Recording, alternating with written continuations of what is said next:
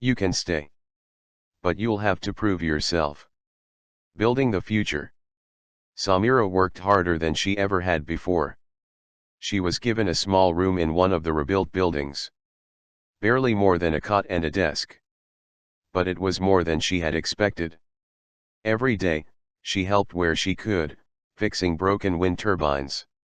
Designing better irrigation systems. Teaching others what she knew.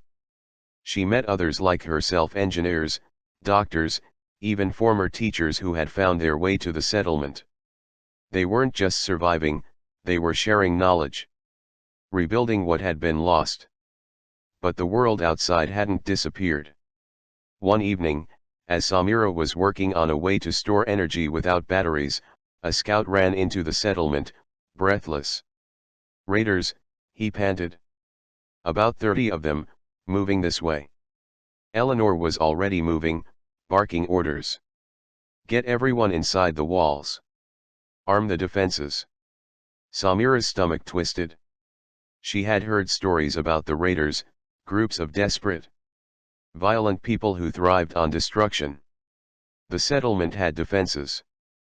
But they had never faced an attack this large. That night, as she stood on the walls, gripping a weapon she barely knew how to use, she realized something. This wasn't just a place to survive. This was a place worth fighting for. And she wasn't going to let it fall. The battle for tomorrow. As the raiders approached, the sky darkened, thunder rumbling in the distance.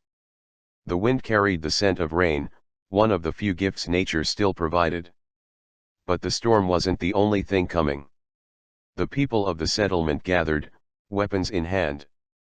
They had fought before, but never like this. Samira felt the weight of fear settle in her chest. But she refused to let it control her. Eleanor stood at the front, her voice steady. "We don't let them in. We don't let them take what we built." A murmur of agreement spread through the crowd. They weren't just defending themselves, they were protecting the future. As the first shots rang out, Samira realized that the world hadn't ended. It had just begun again. A vision of steam and steel. The battle was over by dawn. The raiders had been driven back, leaving behind scattered bodies and broken weapons. The settlement had survived. But it had come at a cost. A few of their own had fallen, and supplies had been stretched thin. The walls had held. But they wouldn't last forever. Samira stood among the wreckage, her heart still pounding. She had spent her life solving problems. Finding ways to make things work. And now, for the first time since the world had fallen apart, she knew exactly what needed to be done. The settlement couldn't keep living on scraps of the past. They needed something new, something sustainable. Something powerful. Fossil fuels were gone. Electricity was unreliable, and solar power could only do so much. But there was another way. Steam. The age of steam rises. Samira spent weeks buried in books and blueprints, working through old world knowledge. She scavenged abandoned libraries and raided forgotten industrial sites, gathering what she needed. Steam power had once fueled the world before electricity had taken over. If they could harness it again, they wouldn't just be surviving, they'd be thriving. She approached Eleanor with her plan. "We need to move beyond scavenging," Samira said, spreading her sketches across the table. "We need our own power source, something reliable. Steam engines don't need fossil fuels, we can run them on wood, coal, or even biofuel. We can build factories, machines, irrigation systems. We could advance." Eleanor leaned over the drawings, her brow furrowed. "You are talking about rebuilding industry." "I'm talking about the future," Samira corrected. "We don't have to live like scavengers. We can create something new." Eleanor sighed, running a hand through her hair. "It's a massive project. People are just getting used to what we have now. You're asking them to change everything." Samira leaned forward. "The world already changed. We either evolve Or we stay stuck in the past until someone stronger takes everything from us. Eleanor studied her for a long moment, then nodded. All right. But you'll have to prove it works before anyone will follow you. The first machine. Samira gathered a team: blacksmiths, engineers, and scavengers willing to take a risk on her vision. They worked day and night, repurposing old metal, salvaging gears, and forging new parts. The first steam engine was small, crude, but functional. When it roared to life for the first time, sending a column of steam into the sky, the entire settlement gathered to watch. They saw what she saw. A future that wasn't just about survival. A future that could be built. From that moment on, the settlement changed. They constructed water pumps powered by steam, built primitive rail systems to move supplies, and even created workshops capable of producing new tools. The people who had once feared losing what little they had now saw the potential of what could be gained. Enemies of progress. Not everyone welcomed the change. Other settlements had been watching, and not all of them liked what they saw. The idea of a place with real infrastructure, real power, threatened the balance of the new world. Word spread of a group calling themselves the Purists. People who believed technology had doomed humanity and that any attempt to rebuild industry was a step toward repeating the mistakes of the past. They saw Samira as a threat, and they weren't the only ones. Warlords who ruled with brute strength feared what a city of machines could mean for their power.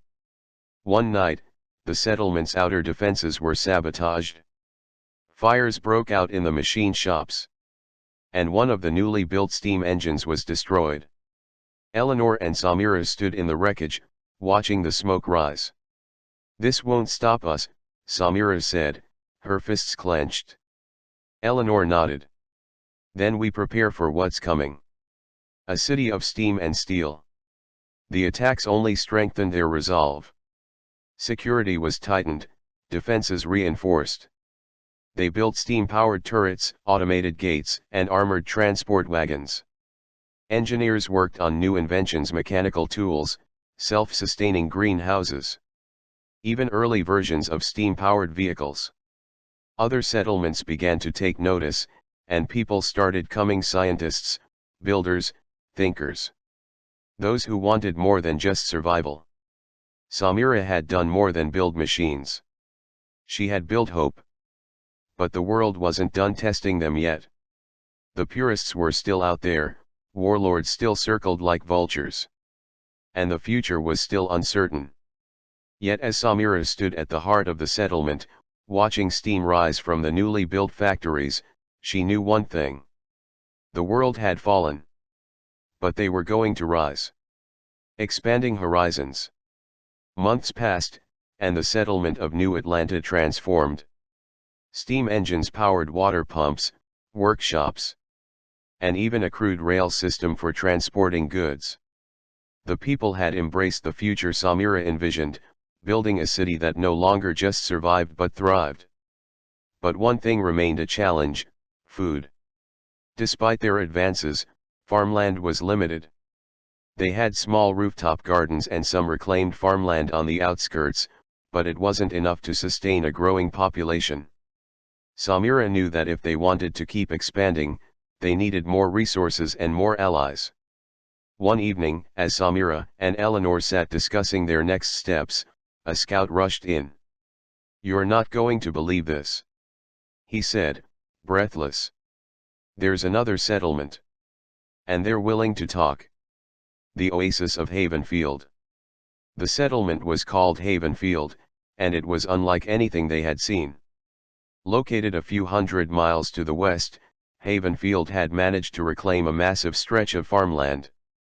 They had irrigation systems, greenhouses, and enough food to sustain a large population. But what they lacked was security and technology. The meeting was arranged. Samira, Eleanor, and a small group of engineers traveled west, following the remnants of an old railway. After days of travel, they reached Havenfield, a sprawling community surrounded by wooden and metal barricades. Unlike New Atlanta, which relied on steam-powered defenses, Havenfield's security was little more than armed guards and watchtowers. They were greeted by Governor Marcus Hale, a man in his 50s with a sharp mind and a deep distrust of outsiders. He led them into a large farmhouse that had been converted into a meeting hall. "I hear you have machines," Hale said, studying them carefully. "And I hear you have food," Eleanor replied. Hale leaned back, considering. "We've done well for ourselves, but the world is getting more dangerous. Warlords and raiders have been circling us for months. We can fight, but we don't have the manpower or weapons to hold them off forever." Samira placed a set of blueprints on the table. "We can change that. Steam power can build better defenses, stronger walls. Automated security systems, things that could make Havenfield untouchable." Hale glanced at the blueprints, then at his advisors. "And what do you want in return?" "Food," Eleanor said plainly. "We have people, we have power, but we need to feed them." Hale nodded slowly. "A trade alliance, then.